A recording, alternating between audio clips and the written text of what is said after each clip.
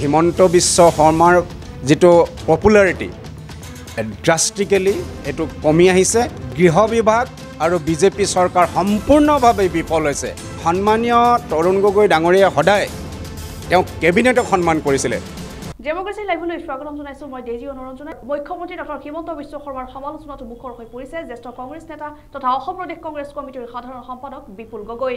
ডেমোক্ৰেসি লাইভৰ মুখ্য সম্পাদক মৰম কুমাৰৰ সৈতে হোৱা এক এক্সক্লুসিভ সাক্ষাৎকাৰত গগৈয়ে প্ৰাক্তন মুখ্যমন্ত্ৰী তৰুণ গগৈৰ চৰিত্ৰ হনন কৰাৰ বাবে বিজেপি দলক কঠোৰ ভাষাৰে সমালোচনা কৰে লগতে গৌৰৱ গগৈক পাকিস্তানৰ সমৰ্থক হিচাপে তুলি ধৰিবলৈ কৰা বিজেপিৰ প্ৰয়াসৰ বিৰুদ্ধেও হুঁচাৰ হৈ পৰে আনহাতে সাংসদ ৰকিবুল হুছেইনৰ ওপৰত সংঘটিত আক্ৰমণৰ ঘটনাৰ বাবে বিজেপি চৰকাৰক দোষাৰোপ কৰে আগবঢ়াইছো সাক্ষাৎকাৰৰ সম্পূৰ্ণ অংশ দেশজুৰি ইতিমধ্যে প্ৰতিক্ৰিয়াৰ সৃষ্টি হৈছে আৰু যি ঘটনা সংঘটিত হৈ ৰূপহীহাটত এগৰাকী জনপ্ৰতিনিধি যি বৰ্তমান ধুবুৰী লোকসভা সমষ্টিৰ সাংসদ আৰু সেইগৰাকী সাংসদ যি ভাৰতবৰ্ষৰ ভিতৰতে সৰ্বাধিক সংখ্যক ভোটত জয়লাভ কৰিছিলে আৰু এই কথাৰ পিছতে দেশজুৰি প্ৰতিক্ৰিয়া সৃষ্টি হৈছে বিশ্বৰ বিভিন্ন প্ৰান্তৰ সংবাদ মাধ্যমত এই বিষয়ে চৰ্চিত হৈছে আমাৰ লগত এই মুহূৰ্তত কিছু প্ৰতিক্ৰিয়া ব্যক্ত কৰিবলৈ অসম প্ৰদেশ কংগ্ৰেছ কমিটিৰ সাংগঠনিক সাধাৰণ সম্পাদক বিপুল গগৈ ডাঙৰীয়া আছে স্বাগতম জনাইছোঁ এই বিষয়টোৱে চৰকাৰৰ কোনটো দিশক আচলতে দাঙি ধৰিছে আপুনি কি ক'ব আমাৰ ধুবুৰী লোকসভাৰ সন্মানীয় সাংসদ চামগুৰি বিধানসভা সমষ্টিৰ পৰা 5 বাৰকৈ তেওঁ বিধায়ক হৈছিলে আৰু প্ৰাক্তন মুখ্যমন্ত্ৰী শ্ৰদ্ধা তৰুণ গগৈ ছাৰৰ কেবিনেটত এগৰাকী বলিষ্ঠ তেওঁ শক্তিশালী মন্ত্ৰী আছিল আৰু যিগৰাকী সাংসদে আজি দিল্লী লোকসভাৰ মজিয়াত অসমৰ সমস্যাবোৰ ৰাষ্ট্ৰৰ সমস্যাবোৰ শক্তিশালী ৰূপত উদাত্ত কণ্ঠৰে তেজস্বী কণ্ঠৰে তেখেতে তাত উত্থাপন কৰে আমাৰ জাতিৰ কণ্ঠ হিচাপে তেওঁ ৰিপ্ৰেজেণ্ট কৰে তেনেকুৱা এগৰাকী সাংসদক কালি দিন দুপৰতে যিদৰে ৰূপহীহাটত কিছুমান দুৰ্বৃত্তই তেওঁক আক্ৰমণ কৰিছে শাৰীৰিকভাৱে আক্ৰমণ কৰিছে অকল তেওঁকে নহয় তেওঁৰ লগত যোৱা পুত্ৰক তানজিলকো আক্ৰমণ কৰিছে আমি এনে ঘটনাক অসম প্ৰদেশ কংগ্ৰেছে তীব্ৰ ভাষাৰে আমি নিন্দা কৰিছোঁ গৰিহণা দিছোঁ আৰু এয়া যে ডক্টৰ হিমন্ত বিশ্ব শৰ্মা চৰকাৰৰ তেওঁ গৃহমন্ত্ৰীৰ দায়িত্বত আছে এই গৃহ বিভাগ আৰু বিজেপি চৰকাৰ সম্পূৰ্ণভাৱে বিফল হৈছে এয়া অসমৰ ৰাইজে দেখা পাইছে যিখন ৰাজ্যত এগৰাকী মানে প্ৰতিনিধি এগৰাকী জনপ্ৰতিনিধিৰ যেতিয়া জীৱন আৰু সম্পত্তি যেতিয়া সুৰক্ষা নাই সেইখন ৰাজ্যত সাধাৰণ লোকৰ তেওঁলোকৰ জীৱনৰ নিৰাপত্তা ক'ত আছে আৰু আমি দেখা পাইছোঁ এয়া অকল কালি আক্ৰমণ কৰা নাই যিদিনাখন যেতিয়া উপনিৰ্বাচন হৈছিলে চামগুৰি সমষ্টিত তেতিয়া ৰকিবুল হুছেইন ডাঙৰীয়াৰ পুত্ৰ তানজিলে তাৰ পৰা প্ৰাৰ্থিত্ব আগবঢ়াইছিলে তেওঁ যিদিনাখন প্ৰথম তেওঁ নমিনেশ্যন পেপাৰ দিবৰ কাৰণে গোটেই আমাৰ সন্মানীয় কংগ্ৰেছ সাংসদসকল বিধায়কসকল কংগ্ৰেছ নেতা নেত্ৰীসকলে যিটো প্ৰচেছন কৰি আহিছিলে সেই প্ৰচেছনতো তেওঁলোকে বাধা দিছে আৰু তাৰ পাছত উপনিৰ্বাচন হোৱালৈকে এই সময়ছোৱাত আমাৰ কংগ্ৰেছৰ যিসকলে প্ৰচাৰ চলাবলৈ গৈছিলে গাড়ী ভাঙিছে তেওঁলোকে আক্ৰমণ কৰিছে শাৰীৰিকভাৱে আৰু নিৰ্বাচন হোৱাৰ দুদিন আগত তেওঁলোকে বিজেপিৰ সেই আততাৰীসকলে যিসকলে চৰকাৰৰ সমৰ্থন পাই বিজেপি দলৰ সমৰ্থন পাই পিনে তেওঁলোকে তাত সেই সাহসটো পাইছিলে গুলিয়াইছিলে তাৰ কাৰণে আমি তাতে গৈ আন্দোলনো কৰিছিলোঁ ৰূপহীহাটত আপুনি কালিৰ ঘটনাটোত চৰকাৰী পৃষ্ঠপোষকতাৰে বা বিজেপি যিটো কাম কাজৰ এজেণ্ডা সেই এজেণ্ডাৰ দ্বাৰা উচতনি লাভ কৰা একাংশৰ এনেকুৱা এটা বহিঃপ্ৰকাশ যিসকল দুৰ্বৃত্ত আছে দিন দুপৰে এগৰাকী সাংসদক যে আক্ৰমণ কৰিছে ইয়াৰ বিজেপিৰ এই শাসক পক্ষৰ সমৰ্থন তেওঁলোকৰ ছাপৰ্ট নাপালে ইমান সাহস কেতিয়াও কৰিব নোৱাৰে এতিয়া আপোনালোকে চাওক দুদিন আজি এসপ্তাহৰ পিছত আমাৰ অসমত এডভান্টেজ অসম পাতিব গৈ আছে এডভান্টেজ অসম পাতাৰ প্ৰাক মুহূৰ্তত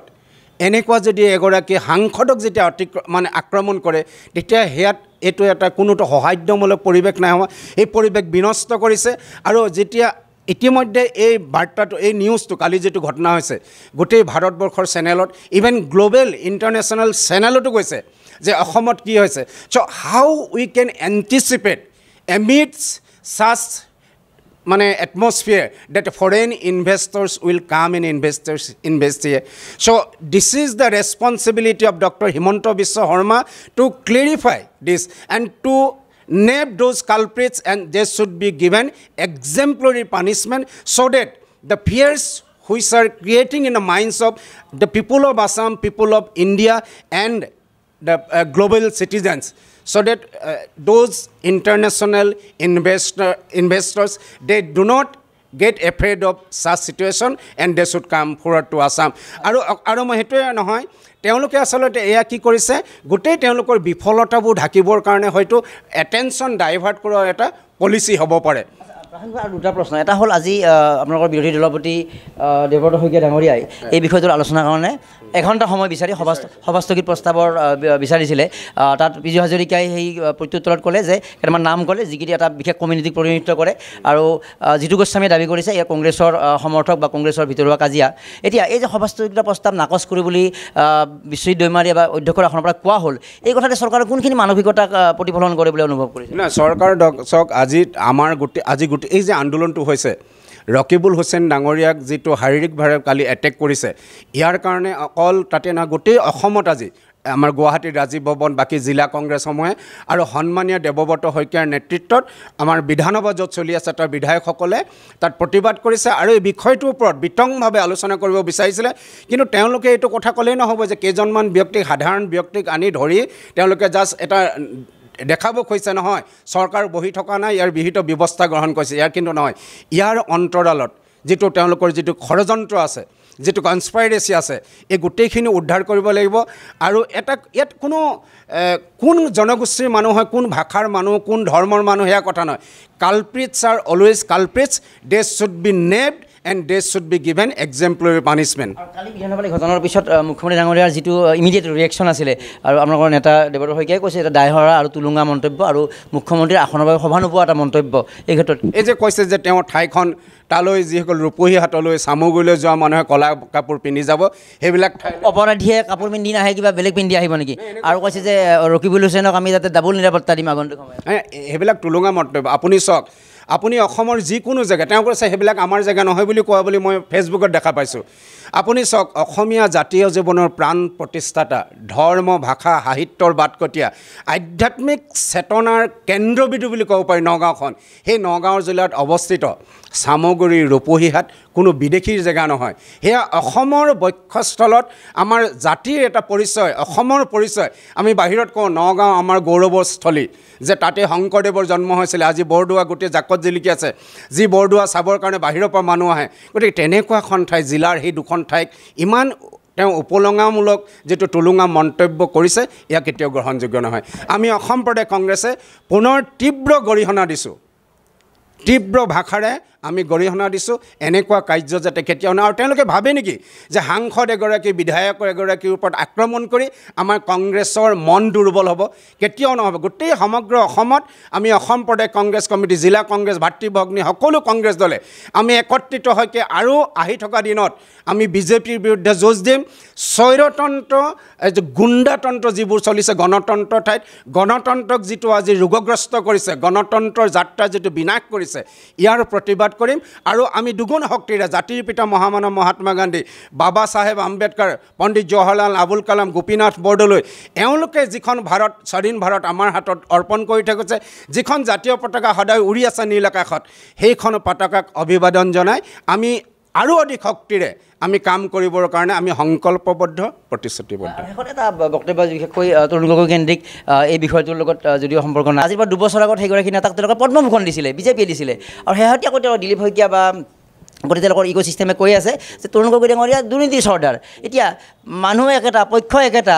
উপাধি দুটা এতিয়া কোনটো উপাধি ৰাইজে ল'ব লাগিব পদ্মভূষণ নে দুৰ্নীতিৰ চৰ্দাৰ নহয় পদ্মভূষণ দিয়াৰ কাৰণেতো আমি ধন্যবাদ জনাইছোঁ কৃতজ্ঞতা জনাইছোঁ তেখেতৰ যিখিনি কাম কৰি থৈ গৈছে তেখেতে চাওক ৰাষ্ট্ৰীয় ৰাজনীতিত তেখেত একদম এটা জিলিকা স্বৰ্ণীল স্তম্ভ হৈ আছিলে কিন্তু ৰাষ্ট্ৰীয় প্ৰেক্ষাপটত থাকিও তেখেতৰ যিটো মানে সতীব্ৰ জাতীয় চেতনাবোধ আহি তেওঁ মুখ্যমন্ত্ৰীৰ দায়িত্বত লৈ পিনে গোটেই 15 বছৰ যিভাগে অসমখনক অৰ্থনৈতিক যিটো অনগ্ৰসৰতাৰ পৰা একেবাৰে উত্তৰণৰ শিখৰলৈ লৈ গৈছিলে 15 বছৰত সকলো জাতি জনগোষ্ঠীৰ কাৰণে তেওঁ চিন্তা কৰিছিলে তেওঁৰ দিনত আপুনি চাওক স্বায়ত্ত শাসন কিমান হ'ল কিমান 19টা ডেভেলপমেণ্ট কাউন্সিল হৈছিলে সেই 177খন কাঠৰ দলঙৰ ঠাইত 4200 পকা দলং বনালে তেওঁৰ দিনতকৈ তেওঁ 30,000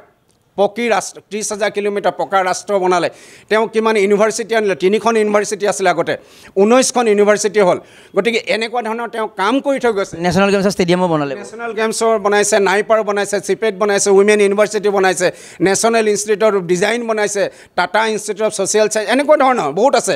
গতিকে এইবিলাক কাম তেওঁ কৰি থৈ গৈছে আৰু অৰ্থনৈতিক তেখেতে সংস্কাৰ আনিছিলে আৰু তেওঁলোকে যিটো দুৰ্নীতিৰ কথা কৈছে দিলীপ শইকীয়া ডাঙৰীয়াই তেওঁৰ বিৰুদ্ধে দেখোন আগৰ যিগৰাকী বিজেপিৰ সভাপতি আছিলে ৰাজ্যিক সভাপতি দুগৰাকী মানুহৰ দ্বাৰা তেওঁ এখন কমিশ্যন বনাইছিলে আৰু সেই কমিশ্যনৰ দ্বাৰা তেওঁৰ গোটেই কথাখিনি ওলাই পৰিব আৰু তেওঁ তৰুণ গগৈ ছাৰক তেওঁ যিটো দুৰ্নীতি চৰ্দাৰ বুলি কৈছে সেই কথা কোৱাৰ তেওঁ নৈতিক অধিকাৰ নাই তেওঁলোকৰ চাওক তেওঁলোকৰ যিগৰাকী মুখ্যমন্ত্ৰী আছে বৰ্তমান হিমন্ত বিশ্ব শৰ্মা ডাঙৰীয়াক এসময়ত সৰ্বানন্দ সোণোৱাল ডাঙৰীয়া সন্মানীয় সৰ্বানন্দ সোণোৱাল ডাঙৰীয়া যেতিয়া কেন্দ্ৰীয় মন্ত্ৰী আছিলে কেন্দ্ৰীয় মন্ত্ৰী হ'ল তাৰপিছত তেওঁ মুখ্যমন্ত্ৰী হ'ল তেওঁ এখন কাগজ উলিয়াইছিলে the saga of scams in Congress rule states এখন কোনে উলিয়াইছিলে জানেনে এইখন বিজেপি সৰ্বানন্দ সোণোৱাল ডাঙৰীয়াই কৈছিলে আৰু তাত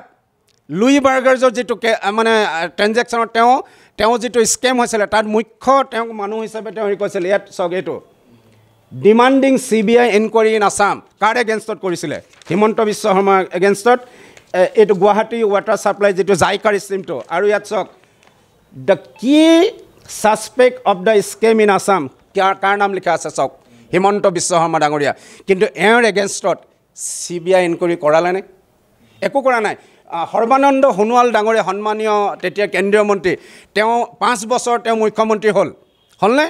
তাৰপাছত আলহুলীয়া ডাঙৰীয়া আছিলে তেওঁ কৈছিলে NDA চৰকাৰ আহিলে তেওঁৰ বিৰুদ্ধে আমি গোটেই CBI ইনকুৱাৰী কৰাম মুখ্যমন্ত্ৰীগৰাকীয়ে একো নকৰিলে এইখন কাগজ আমি পাব্লিছ কৰা কাগজ নহয় সন্মানীয় সৰ্বানন্দ সোণোৱাল ডাঙৰীয়া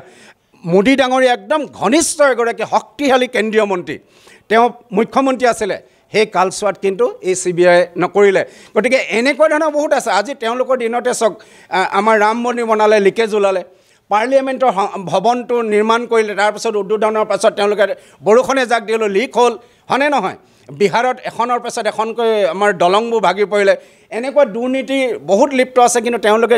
দ্বৈত ইঞ্জিন থাকিও আজি সেই দুৰ্নীতিবিদসকলক তেওঁলোকে ধৰিব পৰা নাই কৰায়ত্ব কৰিব পৰা নাই গতিকে কংগ্ৰেছ চৰকাৰৰ এগৰাকী সন্মানীয় প্ৰাক্তন মুখ্যমন্ত্ৰীক যিগৰাকী সমগ্ৰ অসমখনৰ এক সামগ্ৰিক বিকাশৰ কাৰণে লৈ গৈছে এওঁলোকৰ দৰে কেইখনমান ফ্লাইঅভাৰৰ কমিশ্যনৰ ধান্দাত এই বনোৱা নাছিলে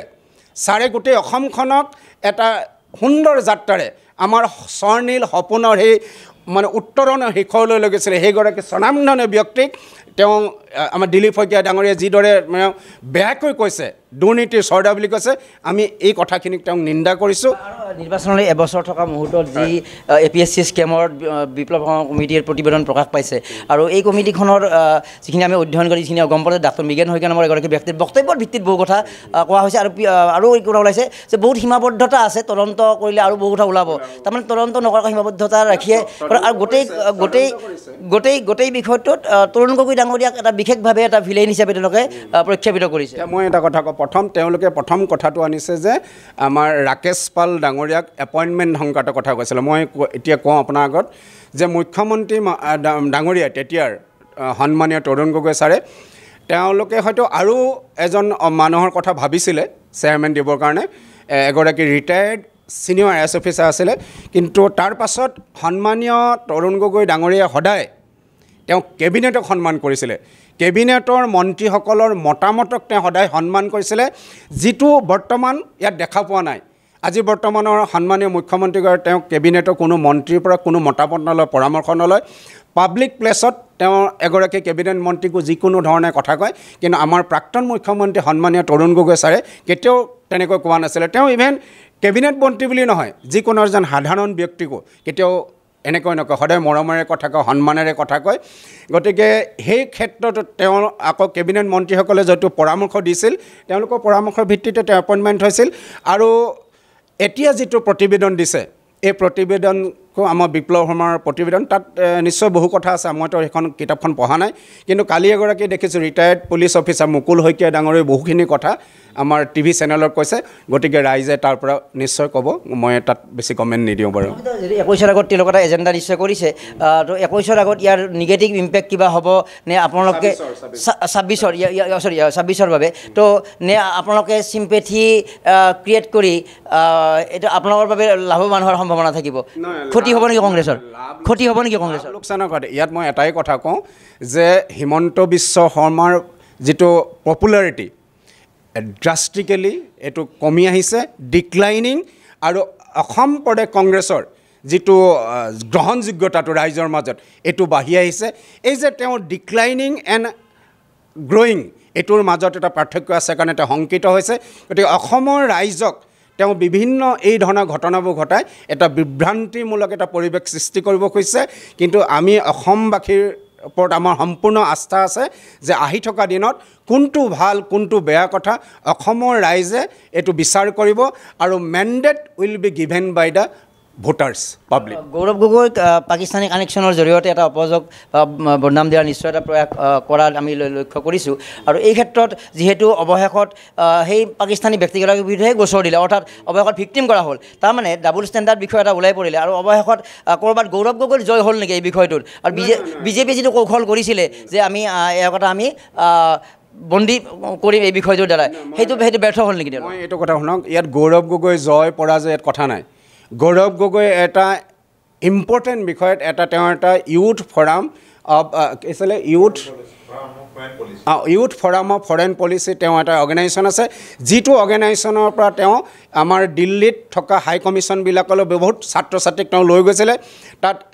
পাকিস্তান হাই কমিশ্যনাৰ আছিলে অষ্ট্ৰেলিয়া হাই কমিশ্যনাৰ আছিলে তাৰপিছত অন্যান্য কাণ্ট্ৰিৰ যিসকল হাই কমিশ্যনাৰ বা এম্বেচেডৰ তাতো উপস্থিত আছিলে তাৰ এটা মহৎ উদ্দেশ্য লৈ গৈছিলে আৰু তাৰ পাছত তেওঁ এলিজাবেথৰ কথাটো তেওঁলোকে টানি আনিছে গতিকে এইবিলাক কথা নহয় তেওঁ অকল যে দিল্লীতে দিছে এইটো নহয় তেওঁ শ্ৰীলংকাতো গৈছে তেওঁ ইভেন গৌৰৱ গগৈ ডাঙৰীয়াৰ ইণ্টাৰনেশ্যনেল অৰ্গেনাইজেশ্যন ইউৰোপতো আগতে যোৱা মই শুনিছোঁ খবৰ পাওঁ গতিকে এটা ভুৱা ধৰণৰ তেওঁলোকে কৰিব খুজিছে আৰু যিটো কেবিনেটে যে ডিচিশ্যন ল'লে সেইদিনাখন DGP ক'লে পাকিস্তানৰ সেই ব্যক্তিগৰাকী এগেইনষ্টত কেছ ৰেজিষ্টাৰ কৰিবলৈ এইটো আচলতে ষ্টেট গভৰ্ণমেণ্টৰ কামেই নহয় আৰু যেতিয়া এগৰাকী সাংসদ গৌৰৱ গগৈ এখন জেনেৰেল ব্যক্তি নহয় কিন্তু এতিয়া তেওঁ এগৰাকী সাংসদসকলে যেতিয়া বাহিৰত যাব হাই কমিশ্যনৰ লগত যেতিয়া কথা পাতিব তাত হাই কমিশ্যন বা এম্বেচিৰ বা কনচুলেট জেনেৰেলৰ মানুহৰ অফিচাৰে প্ৰত্যেকটো কথা নোট কৰে মই প্ৰাক্তন মুখ্যমন্ত্ৰী তৰুণ গগৈ ছাৰৰ লগত বিভিন্ন ৰাষ্ট্ৰলৈ গৈছিলোঁ যেতিয়া আমি আমাৰ দেশৰ ইছ্যুবিলাক লৈ কথা পাতে আপুনি কেতিয়াও এণ্টি ডেমক্ৰেচি এণ্টি আপোনাৰ কনষ্টিটিউশ্যন আমাৰ এই ধৰণৰ কথা কোনো এটা শব্দই ক'ব নোৱাৰে আপুনি যিবিলাক আলোচনাত মিলিত হয় তাত মুখ্যমন্ত্ৰী হওক কেন্দ্ৰীয় মন্ত্ৰী হওক বা সাংসদসকলে তাত সেই আমাৰ ইণ্ডিয়ান হাই কমিশ্যন কনচুলেট জেনেৰেলৰ অফিচাৰসকলে প্ৰত্যেকটো কথা নোট কৰে আৰু মিনিষ্ট্ৰী অফ এক্সটাৰ্নেল এফেয়াৰ্ছক জনায় গৌৰৱ গগৈ ডাঙৰীয়াও যেতিয়া তেনেকৈ তেওঁলোকৰ প্ৰতিনিধিবৰ্গৰ লগত গৈছে তেওঁৰ কোনো ধৰণৰ দেশৰ বিৰুদ্ধে কেতিয়াও কথা নকয় আৰু গৌৰৱ গগৈ এটা ছাবজেক্টত খুব ইণ্টাৰেষ্ট আৰু গৌৰৱ সেইকাৰণে AICCয়ে তেওঁক দায়িত্ব দিয়ে মিনিষ্ট্ৰী অফ এক্সটাৰ্নেল এফেয়াৰ্ছ যিটো এক্সটাৰ্নেল ৰিলেটেড কথাবিলাকত তেওঁৰ বহুত জ্ঞান আছে তেওঁ অধ্যয়ন কৰে আৰু সেইকাৰণে তেওঁখিনি আগবঢ়াই দিয়ে আৰু তেওঁ এই কথাখিনি যিটো পাকিস্তানী চিটিজেনগৰাকীক যে DGPয়ে এৰেষ্ট কৰিবৰ কাৰণে কেছ ৰেজিষ্টাৰ কৰিছে this is completely it is the responsibility of prime minister office union home minister office and there is a ministry union ministry who looks after this issue that is Ministry of External Affairs এখন এই কথাই যে গৌৰৱ গগৈকেন্দ্ৰিক যিখিনি জাল তেওঁলোকে প্ৰস্তুত কৰি নিৰ্বাচনৰ সন্মুখত এটা নিগেটিভ ইমেজৰ চেষ্টা কৰিছিল ক'ৰবাত তেওঁলোক নিজৰ পতাজালত নিজে বন্দী হ'ল ব্যৰ্থ হ'ল বিষয়টোত সেইবিলাক কথা ৰাইজে দেখি আছে নহয় ৰাইজে গোটেইখিনি জল পটপট হৈ পৰিছে ইয়াতে গৌৰৱ গগৈ ব্যৰ্থতা গৌৰৱ গগৈ জিকাৰ কথা নাই গোটেই আজি কেইদিনমান ধৰি আপোনালোকে টিভি চেনেলত যিবিলাক টক শ্ব'ত হয় মানুহে ধুনীয়াকৈ কথাবোৰ কৈছে আমাৰ আমানে যিদিনাখন পাৰ্টিচিপেট কৰিছে খুব ধুনীয়াকৈ ৰাইজক বুজাই দিছে মুখ্যমন্ত্ৰীয়ে কৈছে আগষ্টত বোলে ভয়ংকৰ তথ্য বিধানসভাত দিব বোলে দি থাকক তেতিয়া ভাল হ'ব সকলোৱে জানক তেওঁ গোটেই কথাবোৰ জনাওকচোন তেওঁ গোটেই ব্যৰ্থতা ঢাকিবৰ কাৰণে এইবিলাক কৰিছে আজি জিলাই তেওঁ কেবিনেট পাতিছে তেওঁ জিলাই কেবিনেট পাতোঁতে কিমান টকা ঘোষণা কৰিলে কিমান তেওঁ টকা ৰিলিজ কৰিলে এইবোৰ পাব্লিক শ্বেতপত্ৰ দিয়ক আৰু এটা মই কথা কৈছোঁ এডভান্টেজ আছাম যিটো এতিয়া হ'বলৈ গৈ আছে ইয়াৰ সেইদিনাখন এই এডভান্টেজ আছামৰ য'ত হ'ব মিটিংখন সেই ফিল্ডতে এখন গোটেই ডাঙৰ হৰ্ডিং দিয়ক 2018 চনত যিটো এডভান্টেজ আছাম যিটো অনুষ্ঠান আয়োজিত হৈছিলে তাত কিমান লাখ টকাৰ MOU চাইন হৈছিলে আৰু কিমান ফৰেইন ইনভেষ্টৰ্ছ আহি অসমত ইনভেষ্ট কৰিলে আৰু অসমৰ শিক্ষিত যুৱক যুৱতীয়ে কিমান কৰ্মসংস্থাপন পালে তাত দিয়ক কাৰণ তেওঁলোকে এটা সাধাৰণ চৰকাৰী আঁচনি তেওঁলোকে যেতিয়া লঞ্চ কৰে একদম ৰাজকীয় আড়ম্বৰপূৰ্ণভাৱে আৰু দেখিব সেইকেইদিনা একেবাৰে পেপাৰত ফ্ৰণ্ট পেজত একদম কালাৰফুল তেওঁলোকে বিজ্ঞাপন দিয়ে আমি বিজ্ঞাপন খোজা নাই এডভান্টেজ আছাম ফ্লপ আছিল মই ফ্লপ বুলি কোৱা নাই আমি জানিবহে খুজিছোঁ আপোনাৰ মানে যিটো মোৰ মনত কেতিয়াও ফ্লপ বুলি নকওঁ মই এইটো এডভান্টেজ আছাম পাতিছে আমি ভাল কথা ইনভেষ্ট কৰক অসমৰ অৰ্থনৈতিক উন্নতি হ'ব 18 চনৰ এইখিনি আমি জানিব খোজোঁ সেইকাৰণে কৈছোঁ ডাঙৰ হৰ্ডিং এখন দিয়ক যোৱাবাৰ যিবোৰ MOU চাইন হৈছিলে কিমান কোটি টকাৰ কিমান হাজাৰ লাখ কোটি টকাৰ কিমান ইনভেষ্টমেণ্ট অসমত হ'ল কিমান সংস্থাপন হ'ল সেই কথাখিনি আমি জানিব বিচাৰোঁ সেইকাৰণে আছিলে অসম ৰাজ্যিক অসম প্ৰদেশ কংগ্ৰেছ কমিটিৰ সাংগঠনিক সাধাৰণ সম্পাদক জ্যেষ্ঠ কংগ্ৰেছ নেতা আৰু দক্ষ নেতা অতুল গগৈৰ লগত বহু বছৰ জুৰি তেওঁ এগৰাকী কাৰ্যনিৰ্বাহ কৰা এগৰাকী বিষয়া আৰু বিপুল গগৈৰ বক্তব্য নিশ্চিতভাৱে শেহতীয়া কেইবাটাও চৰ্চিত আৰু প্ৰতিক্ৰিয়া পাব্লিকৰ মাজত যথেষ্ট ৰিয়েকশ্যন হোৱা গভৰ্ণমেণ্টে বিভিন্ন তেওঁলোকৰ স্থিতি সলোৱা আজি বহু কথা আমাৰ স্পষ্ট উত্তৰ প্ৰদান কৰিলে আমি আশা ৰাখিম যে বিপুল গগৈৰ এই বক্তব্যৰ পৰা নিশ্চিতভাৱে আপুনি ধাৰণা কৰিব আৰু আগন্তুক সময়ত নিশ্চিতভাৱে ইয়াৰ ৰাজনৈতিকভাৱে আপোনালোকে সচেতন হ'ব আৰু চৰকাৰক ইয়াৰ পৰা আপোনালোকৰ প্ৰশ্ন সহজ হ'ব ৰাজীৱ বৰ্মনৰ পৰা সহযোগী ৰাজকুমাৰ মৰম কুমাৰ ডেমক্ৰেচি লাইভ